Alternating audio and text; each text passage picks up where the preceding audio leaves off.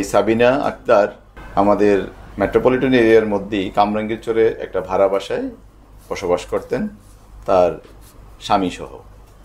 তার প্রতি যে আক্রোশ ছিল সেই আক্রোশের কারণে বাসায় ব্যবহৃত একটি ছুরি দ্বারা তার নজরুলের প্রজনন অঙ্গটি বিচ্ছিন্ন করে ফেলে শরীর থেকে। যাকে গ্রেফতার করা হয় তার নাম সাবিনা ইয়াসমিন। একটি ভবনের ৫ম তলায় একজন পুরুষ লোকের লাশ পাওয়া যায়। চকবাজার থানাধীন পোস্তা এলাকায় সংঘটিত হয়ে যাওয়া একটি চাঞ্চল্যকর হত্যা ঘটনা এবং তার উদ্ঘাটন সম্পর্কে উপস্থাপন করব।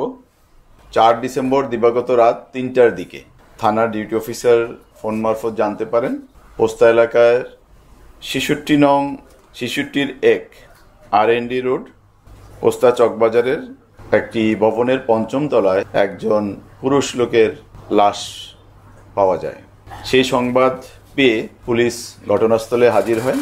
ঘটনাস্থলে হাজির হয়ে তার ছেলে এবং অন্যান্য আত্মীয় স্বজনের মারফত তার নাম পরিচয় জানতে পারে এবং আমরা তাৎক্ষণিকভাবে আমাদের থানা পুলিশ এবং পুলিশের বিশেষায়িত সংস্থা CID এবং অন্যান্য সংস্থাকে সাথে নিয়ে ঘটনাস্থলটি পরিদর্শন করি এবং ঘটনাস্থল থেকে বিভিন্ন আলামত সংগ্রহ করি। তাৎক্ষণিক যে সকল আলামত আমরা সংগ্রহ করি তার মধ্যে একটি গৃহস্থালিতে ব্যবহৃত একটি চাকু, ধারালো চাকু এবং ফুলের ভাঙ্গা টব তার অংশবিশেষ আমরা জব্দ করি এবং CID পুলিশের বিশেষায়িত সংস্থা CID বিভিন্ন বস্তুগত আলামত ঘটনাস্থল থেকে সংগ্রহ করে।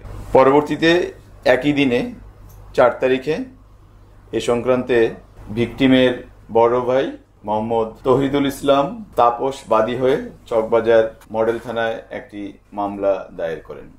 মামলা দায়ের পরবর্তীতেই আমরা ঘটনাটির অনুসন্ধান শুরু করি এবং অনুসন্ধানে আমরা পারিপার্শ্বিক যেসব আলামত আছে রাস্তায় বা অন্যান্য স্থানে সেগুলোকে বিশ্লেষণ করতে শুরু করি। বিশ্লেষণ করে আমরা একজন মহিলা মানুষের সন্ধান পাই। এটা ততক্ষণ পর্যন্ত আমাদের অনুসন্ধানের ফাইন্ডিং ছিল। পরবর্তীতে মহিলার সম্পর্কে আমরা বিস্তারিত জানার চেষ্টা করি এবং তার সম্পর্কে খোঁজ খবর নিয়ে গত ৭ তারিখ ভোরে যশোরের ভাগারপাড়া থেকে তাকে আমরা গ্রেফতার করতে সমর্থ হই। যাকে গ্রেফতার করা হয় তার নাম সাবিনা আক্তার। সাবিনা আক্তারকে গ্রেফতার যেখান থেকে করা হয়েছে এটা তার শ্বশুর বাড়ি এবং ঘটনার পরপরই ৪ তারিখে ঘটনা সংগঠন করার পর সে ঢাকা থেকে ৫ তারিখে যশোরে চলে যায় এবং যশোরে গিয়ে তার শ্বশুরবাড়িতে অবস্থান করে। আপনাদের জ্ঞাতার্থে একটু জানিয়ে রাখি, এই সাবিনা আক্তার আমাদের মেট্রোপলিটন এরিয়ার মধ্যেই কামরাঙ্গীরচরে একটা ভাড়া বাসায় বসবাস করতেন তার স্বামীসহ। গ্রেফতারের পর সাবিনা এই ঘটনা সংক্রান্তে আমাদের কাছে বিস্তারিত খুলে বলে। তার তাৎক্ষণিক জবানবন্দি এবং ঘটনার পারিপার্শ্বিকতায় আমরা যে বিষয়টা জানতে পেরেছি সেটা হলো ৩ তারিখ রাতে 10:30 থেকে 11টার মধ্যে কোনো এক সময় নিহত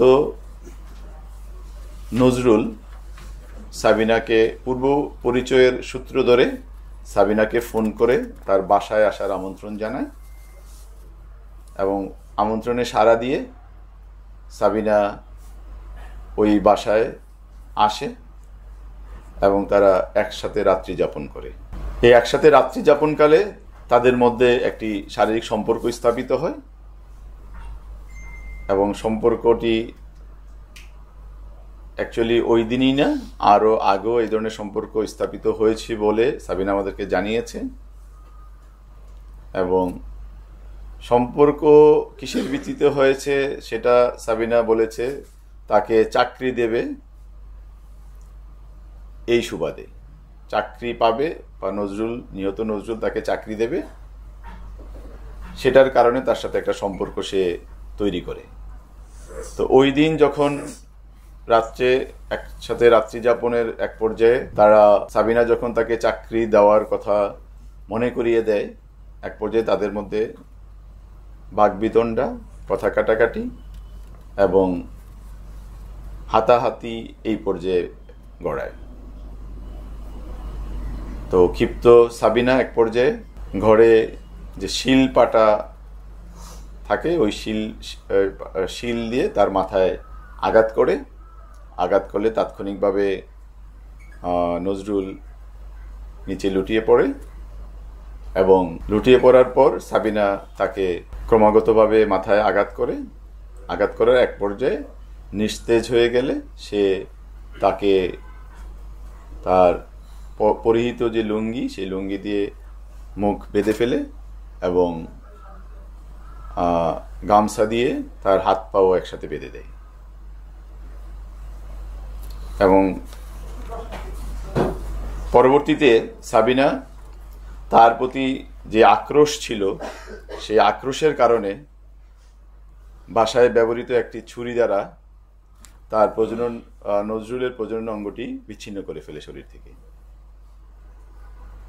বিচ্ছিন্ন করে সে ওই রাতেই ওখান থেকে অনুমান 5টা সাড়ে 5টার দিকে সকালবেলা সেই বাসা থেকে বের হয়ে সে তার যে ভাড়া বাসা কামরিংকোট ছেড়ে ওখানে চলে যায়।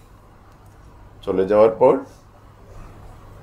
ওই দিনই আবার 5 তারিখে ওই দিন ওখানে ছিলেন, অবস্থান করেন। 5 তারিখে সে তার স্বামী সহ যশোরে তার স্বামীর বাড়িতে চলে যায়। সাবিনাকে প্রাথমিকভাবে জিজ্ঞাসাবাদে এই তথ্যগুলো আমরা পেয়েছি এবং তাকে অধিকতর জিজ্ঞাসাবাদ করার জন্য আমরা এই মামলা সূত্র ধরে তাকে আমাদের হেফাজতে এনে আরও তথ্য সংগ্রহ এবং তার সাথে সে একাই সংগঠিত করেছে কিংবা আরও কেউ এই ঘটনার সাথে সংশ্লিষ্ট কিনা আমরা সেটা যাচাই বাছাই করার প্রচেষ্টায় আছি।